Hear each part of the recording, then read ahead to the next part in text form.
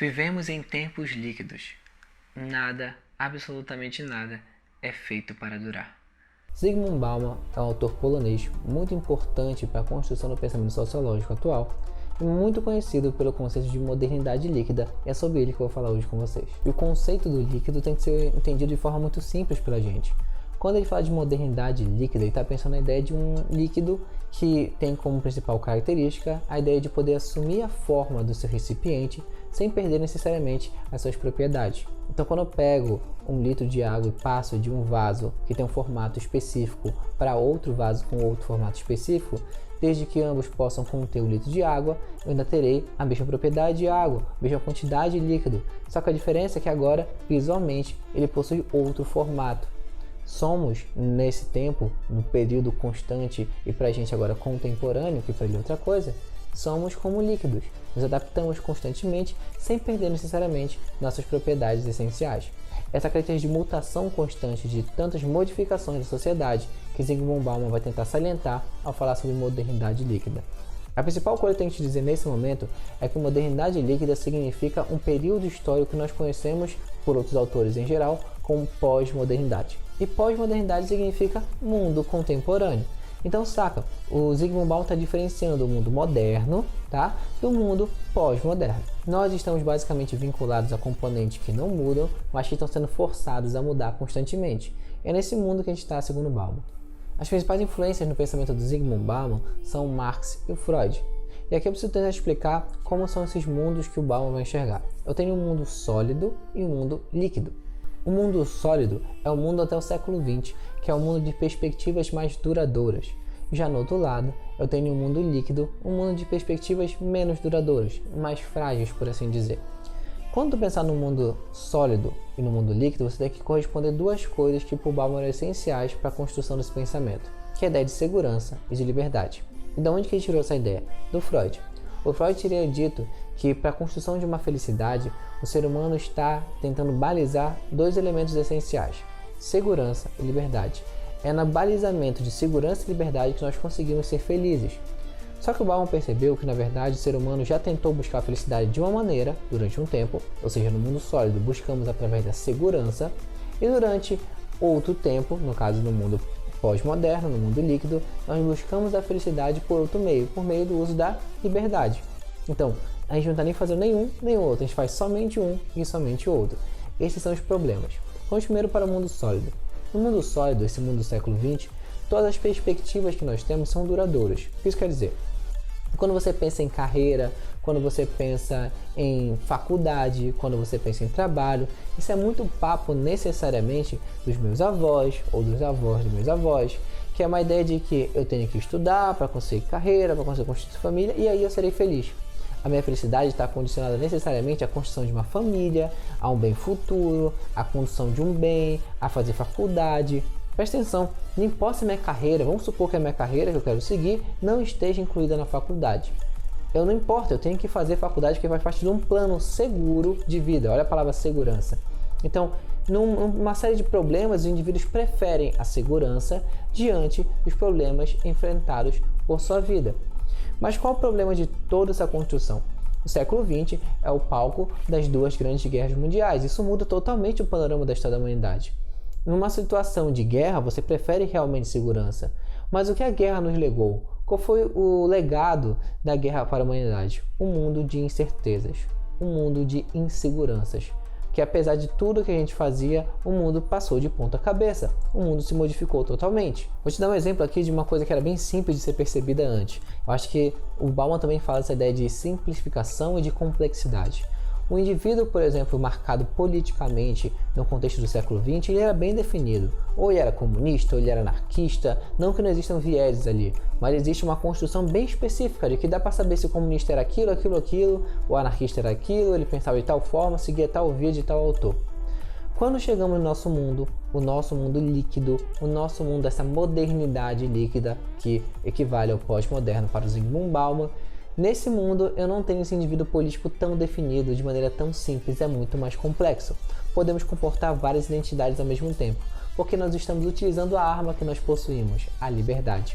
Agora, no mundo líquido, o ser humano usa todas as liberdades que ele tem. mas ele fica usando tanta liberdade que ele nem sabe o que ele vai fazer com isso, mas a gente quer usar. Então é liberdade de gênero, é liberdade de ação política, é liberdade individual, é liberdade de ação, tá? É a liberdade diante do espaço da sua própria casa. Todos os tipos de liberdades possíveis os indivíduos querem exercer. Nem que seja uma liberdade estúpida, você quer ter o direito de exercer essa liberdade. Fazemos coisas estúpidas em nome da liberdade, isso é muito comum para a raça humana como um todo. Mas o que aconteceu com o nosso mundo?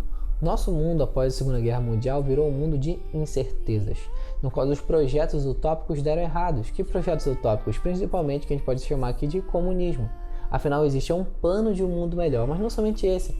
O plano de que a tecnologia salvaria no futuro a humanidade. Pensa nisso. O plano de que a raça humana evoluiria como um todo. E coisas como pobreza, por exemplo, não deveriam mais existir. Todas essas coisas marcam fortemente a humanidade e trazem um mundo de incertezas, de inseguranças. Então agora o que a gente tem que fazer é usar nossa liberdade para tentar alcançar a felicidade. O problema para o Bauman é que a gente também não alcança. Porque afinal, esses dois polos parecem ser inversamente proporcionais. Enquanto mais eu busco um, menos eu tenho outro. Enquanto mais segurança eu tenho, menos liberdade eu possuo. E esse mundo surgiu e é marcado por um pessimismo muito forte. Então o mundo da segurança era marcado por um otimismo e o mundo de agora é marcado por um pessimismo. De onde vem esse pessimismo? É só você pensar na literatura, por exemplo. No período da Idade Moderna ou até a Modernidade, como o Bauman vai categorizar, nós temos a produção de utopias. Não só utopias no sentido, como eu falei, de não alcançar algo, mas de vislumbrar um futuro de maneira positiva. É nesse sentido que eu estou usando a palavra utopia. Então tem vários livros incríveis, como A Cidade do Sol, do Padre Campanella, falando sobre basicamente a ideia de um futuro bom, futuro positivo. Mas após a Primeira e Segunda Guerra Mundial, os embates internacionais, o mundo começa a ser pensado no futuro como algo estritamente negativo. Começam a surgir as famosas distopias. E aí começa a produção de várias obras incríveis, como 1984, do George Orwell, ou O Admirável Mundo Novo, do Huxley. Outras obras que irão dar tom de que o futuro é totalmente negativo, de que o futuro é ruim, de que está marcado por um estado totalitário, que está sendo devastado. E que futuros próximos, como 84, ou seja, lá atrás, já poderia ser basicamente o caos da humanidade. Por sorte nossa, não foi necessariamente nessa época.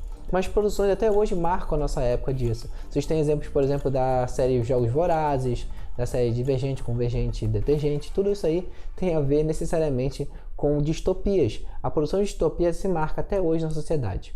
Mas as marcas são muito mais profundas. Já te falei sobre os indivíduos, né? Hoje em dia nossas identidades são muito fluidas. Afinal, só porque alguém é comunista, não tem como saber que tipo de música ele escuta, não tem como saber que tipo de roupa a pessoa gosta, que tipo de pessoa ela lê, que tipo de identidade. Afinal, você pode ter um indivíduo passando na rua todo de preto, vocês sabem disso, é um meme famoso, e ele está escutando ali Raça Negra no fone de ouvido. Isso é a síntese desse mundo moderno líquido. É a síntese de que as cores são misturadas, as identidades são misturadas, que nós podemos confrontar várias coisas de nós mesmos. Todos nós somos ecléticos, de alguma maneira. Todos nós escutamos várias cores, temos várias influências. Isso é o mundo líquido de Zygmunt Bauman. Outra coisa importante para o Bauman é que as tecnologias, antes, elas supriam as necessidades dos seres humanos, mas elas passaram agora a criar necessidades para os seres humanos. Isso é uma leitura um pouco pessimista do Bauman, porque na verdade, desde o começo da humanidade, o ser humano tem essa capacidade de criar necessidade, não somente de tê-las.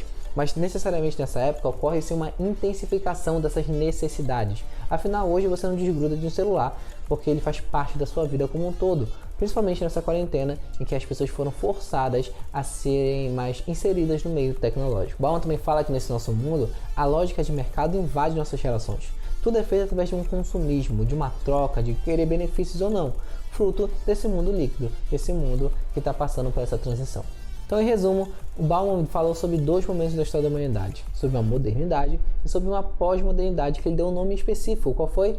Ele deu o nome de modernidade líquida. Então, modernidade e modernidade líquida. Quais são as características dessa modernidade? Segurança, acima de tudo. Era um período da história da humanidade que o ser humano buscava se sentir seguro. As coisas são duráveis, elas procuram ser feitas para durar. Elas também são estáveis. É através da segurança que eu alcanço a felicidade, um conceito emprestado do Freud que o Bauman vai trabalhar na sociedade como um todo. E já no mundo líquido, o que eu vou procurar principalmente é liberdade, exercer minha liberdade para conseguir alcançar minha felicidade. Portanto, tudo se torna passageiro, tudo se torna instantâneo, e é nesse momento que eu me percebo também inseguro. mas é um mal que eu tenho que lidar, porque eu estou deixando de mão a segurança quando eu penso em liberdade, já que para ele esses dois conceitos são inversamente proporcionais. Enquanto um cresce, o outro diminui. O nosso mundo, como explica o Bauman, é basicamente pautado no agora, que vai tirar sarro de quem planeja alguma coisa muito distante, no futuro, porque é algo impalpável, é algo que a gente não consegue sentir. É isso, galera. Até a próxima aula.